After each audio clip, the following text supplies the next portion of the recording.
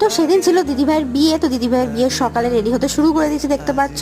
তো এই বিয়ে দু রাত আমরা কেউ ঘুমোতে পারিনি, আর সকালে ঘুম ভেঙেছে দিদিভাইয়ের কল দিয়ে।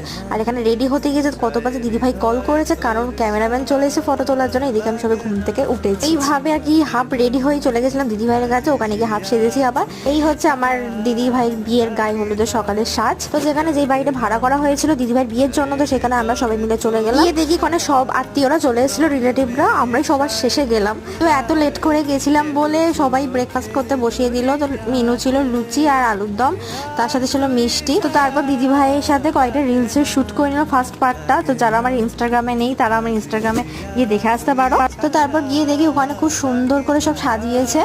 তো এখানে আবার দেখো আমার মা মেজমা সবাই মিলে ফটোশুট করছে, আর এই একদিকে হচ্ছে বাইরে ঝমঝম করে বৃষ্টি হচ্ছে, আমি শুধু দেখছি। তো এই বিয়ে বাড়ির সেকেন্ড পার্ট খুব তাড়াতাড়ি চলে আসছে। যারা আমার চ্যানেলটাকে এখনো সাবস্ক্রাইব করোনি তো তাড়াতাড়ি করে